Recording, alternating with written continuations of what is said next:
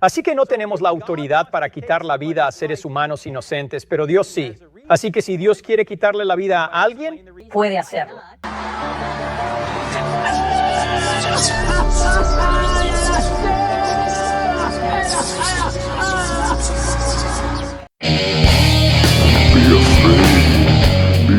Bueno, machos, bienvenidos una vez más a mi canal. Hoy vamos a hacer una reacción a un video de Frank Turek. En estos videos donde está en público y le hacen preguntas y él da algunas respuestas.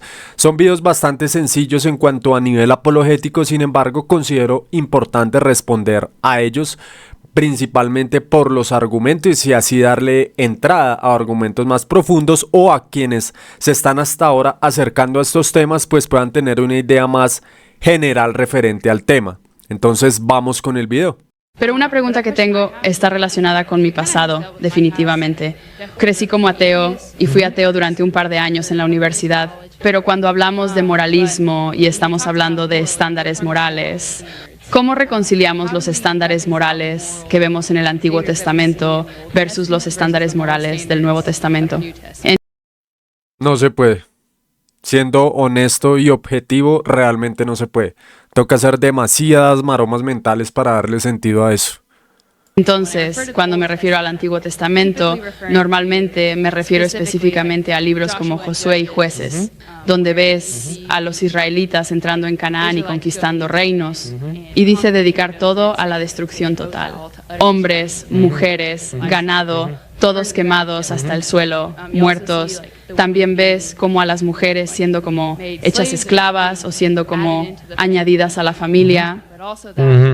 Pero también ves que el Dios del Nuevo Testamento dice que cada vida tiene su santidad y que cada vida tiene significado. Y estoy muriendo por ese significado, pero aún así ves a toda esta gente morir. hay un montón. Bueno, todos esos problemas siempre han sido uno de los grandes enigmas del cristianismo, por no decir que uno de los absurdos más grandes de la religión cristiana. Y radica principalmente en actos totalmente inmorales desde una perspectiva ética, son realmente inmorales. Entonces, en el Antiguo Testamento hay muchas ideas y muchos actos que realmente suenan y se ven bastante despreciables desde cualquier sistema moral. Si hablamos de un sistema moral absoluto y objetivo, estamos hablando de un sistema moral objetivo y absoluto, no estamos hablando de algo subjetivo de una perspectiva cultural de cierta época, no. Estamos hablando de una perspectiva divina, estamos hablando de una perspectiva absoluta de un Dios que no cambia, que es inmutable, por lo tanto su juicio moral debe ser eterno y absoluto. Eso es uno de los grandes problemas cuando analizamos todo esto a la luz de la razón. De problemas ahí. Tomemos solo el problema más difícil, que creo que es este. ¿Es Dios inmoral por matar a los cananeos? Sí. Eso es básicamente de lo que estás hablando en Joshua, ¿de acuerdo? Primero, la pregunta que quiero hacer es, si no hay Dios, ¿por qué es incorrecta cualquier atrocidad del Antiguo Testamento? Porque los ateos suelen responder a esto. Entiendo que no eres ateo, pero cuando dicen que el Dios de la Biblia es inmoral, yo digo, alto ahí. ¿Cuál es tu estándar moral? Si eres ateo, no hay estándar moral. Es solo tu opinión. De acuerdo, pero una pregunta justa para un ateo sería decir, sí, pero dices que tu Dios es amoroso, así que es un problema para tu cosmovisión. De acuerdo, justo. Entonces, a ver, pongámonos acá. ¿Cuál es el estándar moral de un ateo? ¿O el ateo no tiene un estándar moral objetivo para determinar que un hecho es malo o bueno conforme al Antiguo Testamento? Básicamente es lo que está diciendo. La cuestión es que acá siempre hay una reducción al absurdo o incluso algo hasta ridículo, porque él se supone que no solamente como apologista, sino que también tiene conocimientos filosóficos. Creo que es obvio y debería saber que hay ateos que son objetivistas morales. Entonces no todos son subjetivistas morales, ya sea desde el utilitarismo, desde la deontología, incluso se puede abordar una deontología atea, tal vez no materialista, pero sí atea. Entonces, si nosotros consideramos, por ejemplo, desde el utilitarismo que todo lo que es bueno es aquello que causa bienestar al mayor número de personas y que evita el sufrimiento a mayor número de personas, entonces podríamos decir que hay un acto objetivamente bueno. Si nosotros podemos evitar el mayor número o el mayor sufrimiento a una persona individual y a una sociedad, Con base en eso podemos determinar cuando algo es bueno o algo es malo. Incluso podemos adoptar una misma perspectiva directamente teleológica desde la religión cristiana. Podemos abordar incluso argumentos bíblicos para decir, nosotros ¿cómo debemos vivir? ¿Cuál es nuestra conducta basado en lo que afirma o vende el cristianismo? Bueno, podemos ir a Gálatas 5, 22 y 23 con los frutos del Espíritu. Nosotros hablamos de los frutos del Espíritu como evidencia de lo que debe ser un cristiano o un creyente en Dios. Entonces sí, muchos dirán, bueno, pero es que esto es después después de la muerte y resurrección de Cristo. Antes Dios se revelaba de otra forma. La revelación, o más bien la persona del Espíritu Santo, solamente es válido después del Nuevo Testamento o después de la muerte y resurrección de Cristo. No se supone que Dios es siempre el mismo. No se supone que durante toda la historia las personas debieron actuar conforme a los frutos del Espíritu sin importar la época o la tradición o lo que sea. El punto principal, independiente si estábamos hablando de bárbaros, creo que, o de personas con poco nivel intelectual o en culturas de guerra, etcétera, creo que lo que en cualquier sociedad, si se trata de hacer lo correcto, pues se debe hacer lo correcto sin importar la época o la cultura en la que se esté. Si estamos hablando de que matar o abusar de mujeres y niños está mal ahorita, significa que está mal. Hace 5,000, hace 10,000, hace 100,000 años o en la época que sea, está mal. Y se supone que eso es un parámetro bíblico, un parámetro cristiano, un parámetro de una objetividad moral. Entonces se supondría que desde antes y desde ahorita debería existir un mismo sistema moral y los actos deberían ser igual de buenos o igual de malos sin importar la época o el contexto. Entonces, la pregunta que quiero hacer ¿es Dios arbitrario o da razones para juzgar a la gente en el Antiguo Testamento? Él da razones, ¿verdad? No se despierta como un jefe de la mafia y dice, cananeos, los quiero muertos, ¿verdad? Tiene razones para ello. Y probablemente la razón más grande después de 400 años de advertencias es que los cananeos sacrificaban a sus hijos al dios ardiente Moloch.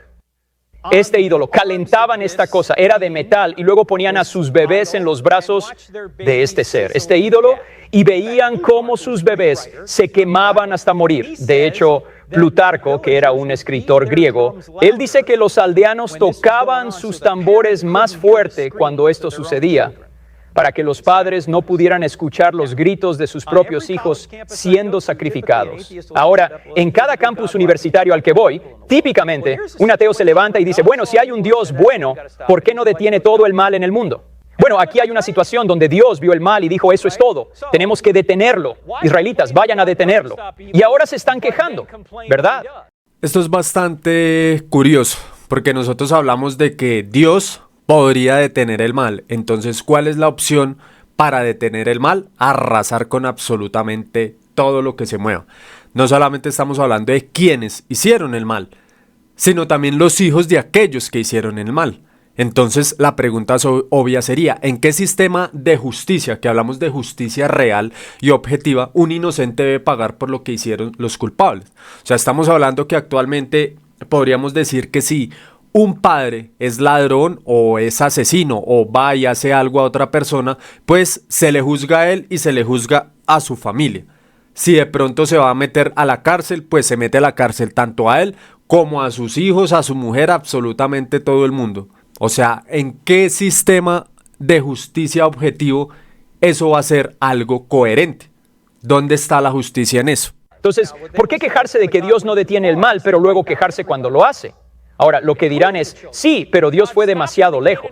Él dijo, eliminen a todos, incluidos los niños. Dios deteniendo a los cananeos por matar niños. Pero luego Dios dice, entren y mátenlos de todos modos. ¿Cómo tiene sentido eso? Bueno, hay dos maneras de ver esto. Una manera es un libro escrito por Paul Copan. No sé si has oído hablar de este libro. Se llama ¿Es Dios un monstruo moral? Y Copan es un experto en el Antiguo Testamento. Y él dice, cuando lees algo como en, digamos, Deuteronomio 7, donde dice, vayan y eliminen a todos, hombres, mujeres, niños, todo eso, tienes que darte cuenta de que esto se conoce como lenguaje hiperbólico. Porque si lees el siguiente versículo, prácticamente nadie cree que eso es una hipérbole o una exageración. Prácticamente todos los intérpretes bíblicos o teólogos, casi todos, dicen que eso es literal, o sea, que realmente mandó a matar a todos ellos. Son pocos los que afirmen que esto es una hipérbole. Dice, y luego no te cases con ellos. Tú dices, espera un momento, si acabas de eliminar a todos, ¿cómo podrías casarte con ellos? Están muertos. El punto es que en la cultura del antiguo cercano oriente, usaban un lenguaje como este para demostrar que esto tenía que ser una victoria decisiva. No significaba que sería como si dijéramos, bueno, ya sabes, los jefes aniquilaron a los carneros. No querríamos decir que los carneros ya no existen. Es solo una forma fuerte de decir que les ganaron mal. Esa es una opinión. La otra opinión es la visión tradicional de que no, él literalmente quiso decir quitarles la vida. Bueno, ¿qué decimos a eso? Tomemos la visión más dura de que Dios dijo que todos deberían morir. ¿Puede Dios hacer? Ojo, y no solamente matar a todos los que sean niños, o sea, hay versículos donde se afirma, por ejemplo, de que se deben matar a todos, mujeres y niños, siempre y cuando la mujer no sea virgen. ¿Por qué razón la mujer virgen no debía morir? Obviamente porque estas mujeres iban a ser obligadas a ser esposas de los hebreos o de los israelitas. Entonces, si estas mujeres se oponían a ser esposas, pues simplemente se tiraban al desierto y que murieran de inanición, de hambre, de sed, de lo que sea. O sea, literalmente no tenían opción más que casarse. O sea, ¿cómo pueden afirmar que esto es moralmente correcto o moralmente objetivo? Hacer eso? Aquí está mi pregunta. ¿Está Dios cometiendo asesinato al terminar vidas en la tierra? Cuando alguien muere, ¿Dios los asesina? No, Dios no puede asesinar a nadie porque es el creador de la vida. Entonces, cuando Él toma la vida, eso depende de Él. Él puede resucitar la vida. Nosotros no podemos hacer eso. Así que no tenemos la autoridad para quitar la vida a seres humanos inocentes, pero Dios sí. Así que si Dios quiere quitarle la vida a alguien, puede hacerlo, si tiene una razón para ello. Puede explicar la razón, puede que no, pero tiene la autoridad para hacerlo. De hecho, si el cristianismo es verdadero, las personas realmente no mueren. Solo cambian de lugar, ¿verdad? Pasan de una vida a la siguiente. Así que Dios tiene el derecho de llevar a las personas a la próxima vida, ya sea que tengan 2 años o 82 años. Dios puede hacer eso, nosotros no podemos. Ahora, una cosa más sobre esto, y Copan entra en mucho más detalle de lo que estoy haciendo. Esa parte es importantísima, porque básicamente está afirmando que Dios tiene la autoridad para quitar vidas como quiera, sencillamente porque Él es el creador de esas vidas. Entonces la pregunta es la siguiente: ¿cómo se supone que eso es coherente con el hecho de que Él es omnibenevolente o el bien en sí mismo? ¿De qué forma este acto podría ser algo bueno si Él puede matar o Él puede mandar a asesinar a quien quiera con base en su propio sistema moral? Estamos hablando de arbitrariedad moral y sin lugar a dudas estamos hablando de que acá se entra en el dilema de Utifrón. Estamos hablando de que todo lo que es bueno es lo que Dios determina que es bueno. Si Dios en un determinado contexto decide que matar, masacrar o abusar es moralmente correcto, por lo tanto es moralmente correcto. Entonces esto es totalmente absurdo, porque si en un futuro resulta que es necesario volver a masacrar a X o Y sociedad o cultura, entonces estas personas lo van a hacer porque Dios así determina que es bueno. Esto no tiene ninguna diferencia con los actos terroristas de algunas religiones actuales, que ya sabemos, como por ejemplo los yihadistas o este tipo de religiones, hacen todos estos actos precisamente porque para dentro de su cultura o dentro de su religión es algo bueno. ¿Qué diferencia hay entre el Dios del cristianismo y Alá? Sinceramente no hay ninguna. Entonces es importante detenerse uno a pensar de que la arbitrariedad moral es inevitable dentro de esta religión. O sea, si nosotros hablamos, volviendo al dilema de Utifrón, si nosotros hablamos de que Dios es el bien en sí mismo y Él determina lo que es bueno y lo que es malo con base en su propia naturaleza, con base en su propio criterio, entonces es arbitrariedad moral por donde sea que se le mire. Y si Dios determina lo bueno o lo malo con base en sus propias características, entonces Dios no es necesario para absolutamente nada. Y es como yo lo afirmé al comienzo, nosotros podemos utilizar otro sistema moral, ya sea desde el utilitarismo o incluso desde la deontología, para afirmar de que dichos actos son objetivamente malos. ¿Por qué? Porque generan dolor y sufrimiento innecesario y gratuito. No tiene ningún tipo de objetividad esto en un contexto social o en un contexto individual. Ahora, es verdad que estas perspectivas éticas tienen dilemas que después hablaremos de ellos, pero inevitablemente el sistema moral del cristianismo tiene no solamente los mismos dilemas, sino incluso peores, porque abordan ya lo inmoral y lo absurdo. Aquí, pero un detalle más sobre esto que creo que debemos reconocer. La teocracia del Antiguo Testamento fue única y temporal. No era el ideal para todo el tiempo, sino el medio para un nuevo pacto prometido. Dios quería llevar al pueblo prometido a la tierra temporal. Pero veamos que todos estos sistemas se mantuvieron casi hasta la venida de Jesucristo. O sea, hay un tiempo de silencio en el cual nosotros no supimos nada, por así decirlo, dentro de la teología cristiana, porque no se abordaron o no hubieron escritos de ese tema, o si los hubieron, pues no los conocemos, etc. Pero estamos hablando de que alrededor de 4000 años antes de Jesucristo, todo este sistema moral se mantenía, obviamente con algunas variaciones, pero digamos que conforme la cultura va avanzando, así mismo va cambiando. Pero todo este sistema moral de masacrar, de asesinar, de abusar, todo ese sistema moral se manejó casi hasta hace 2000 años únicamente, un poco menos tal vez. Pero la idea general es que si hablamos de un sistema moral cristiano, es relativamente poco o es relativamente reciente a comparación de lo del Antiguo Testamento. Prometida para traer al Mesías prometido, para hacer una bendición para todo el mundo. Y si dio 400 años de advertencias a los cananeos que estaban haciendo estas prácticas detestables y no se detenían, su única opción en ese momento con criaturas libres era usar la fuerza para expulsarlos o sacarlos. Y eso es aparentemente lo que hizo. Ahora Dios puede hacer eso. Así que el Antiguo Testamento es, como digo aquí, temporal y nunca fue pensado para ser la ley ideal para todo el tiempo. De hecho, todo desde Éxodo 20, los 10 mandamientos, hasta Deuteronomio no se aplica a los cristianos. ¿Sabes? Los 10 mandamientos no se aplican a los cristianos. ¿Lo sabías?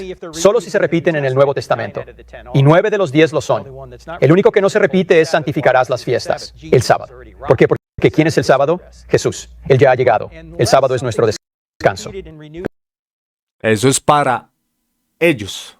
Algunos adventistas o para el adventismo del séptimo día consideran que el sábado todavía se debe guardar y utilizan versículos bíblicos para argumentarlo o sostenerlo.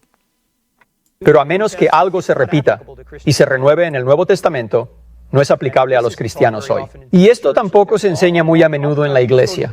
A menudo solo vamos a la Biblia como si fuera un libro de adivinanzas y simplemente ponemos el dedo y empezamos a leer. No es así como se debe leer la Biblia. De hecho, esto va a sonar impactante, pero no hay versículos en la Biblia.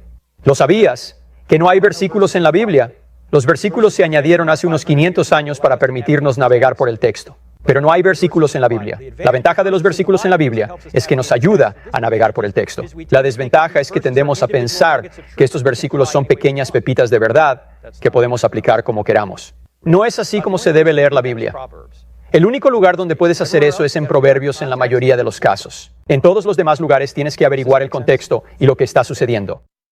Esto es muy común, afirmar sobre el contexto. Nosotros tenemos que estudiar sobre hermenéutica, sobre exégesis para poder interpretar correctamente el texto. Todo esto son patrañas, o sea, yo lo digo literalmente. La base, o más bien el argumento más sólido para afirmar lo que yo digo y para sostenerlo es el hecho de que el mismo cristianismo tiene cualquier cantidad de interpretaciones referentes a la doctrina cristiana. En el directo pasado que hice les hablé un poco referente a las doctrinas, como por ejemplo la depravación total y cómo algunos la interpretan desde la depravación parcial, otros desde la depravación total, otros de que dentro de la caída del hombre murió totalmente espiritualmente y no puede acercarse libremente a Dios. En otros casos sí murió totalmente, pero sí puede acercarse a Dios porque quedó como un vestigio del Espíritu Divino para poder acercarse. Todo este tipo de cosas son extremadamente importantes porque marcan lo que es el cristianismo en su contexto. Entonces no importa cuánto nosotros leamos de la historia de Canaán o de la historia del Antiguo Testamento, la historia de los patriarcas, no importa cuánto leemos de eso, sí nosotros tenemos que hacer un juicio moral referente a actos específicos. Nosotros, ¿de qué nos sirve saber yo pregunto, ¿de qué forma podría ser objetivamente válido decir que antiguamente era objetivo estrellar o masacrar bebés. ¿De qué forma podríamos sostener esto de forma objetiva o moralmente objetiva?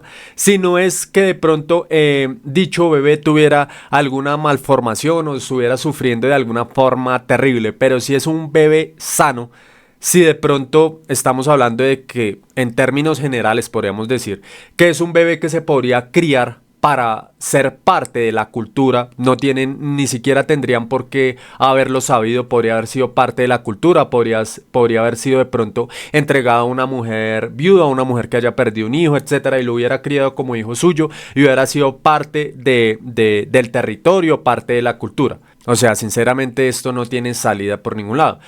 Tanto actualmente como hace 4.000 o 5.000 años sigue siendo inmoral. Es así de sencillo. Y como ya lo mencioné, hay sistemas éticos que pueden explicar esto de mucha mejor forma. Y es entendible pues que en esa época, obviamente, si nosotros estamos hablando de que ellos querían hacer una limpieza étnica, por lo que todos eran pecadores y todos estaban en contra de Jehová, pues es entendible que ellos quisieran hacer este tipo de actos. Pero estamos hablando desde una perspectiva de personas religiosas que creían esto y lo veían como bueno. Una cosa es que una cultura haga algo pensando que es bueno por su subjetividad. Otra cosa es pensar que esto realmente un Dios de amor así lo ordenó. Eso no tiene sentido.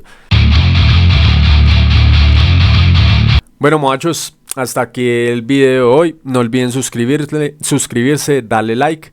Ahorita el domingo planeo hacer un directo. Ya explicaré por publicación a qué hora lo haré, trataré de hacerlo más temprano, donde hablaremos de otra de las doctrinas fundamentales del cristianismo. Ahí también lo explicaré para los que quieran conocer un poco sobre las doctrinas de la gracia o de las doctrinas referentes al cristianismo y su invalidez lógica o su absurdo, por así decirlo.